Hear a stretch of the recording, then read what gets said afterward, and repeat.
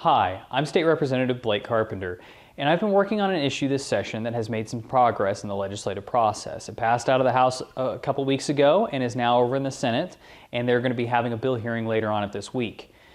Recently, the KWCH interviewed Leah Grimm, who is a social worker in the Derby Public School Systems and who I've been working with.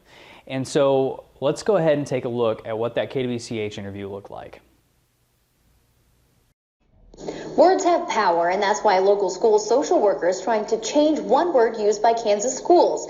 Now it's turned into a bill before state lawmakers. Sean Logging sits down with the social worker about why this change is needed.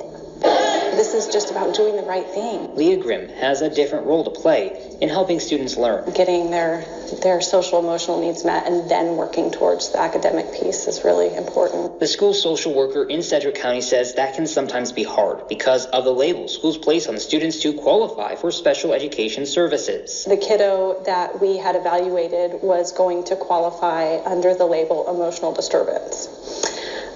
She was a young girl, 4th grade. Mom was really struggling with the decision to have her child labeled with that label. It was that student and mother who got Leah thinking. Working with parents, school mental health professionals, and Representative Blake Carpenter on a bill, Leah is trying to replace the umbrella term emotional disturbance to emotional disability.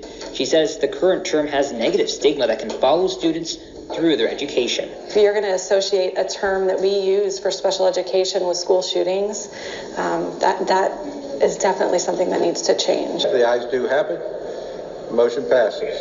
Achieving that is about a third of the way there. After it passed through the Kansas House last month, it has a hearing in the Senate this week. But Leah also hopes Congress will learn of this effort. The tricky part here is that when we report to the federal level, in order to keep our funding, we do have to keep that term. Starting by removing that term in Kansas. Parents will be more open to the idea of services.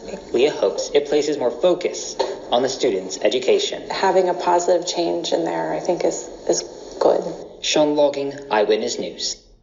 Grimm says several other states have passed laws to change similar eligibility labels for special education services. Thank you for watching, and if you ever need anything, please feel free to reach out to my email address or my phone number. And thank you again for allowing me to be your state representative in our state's capital.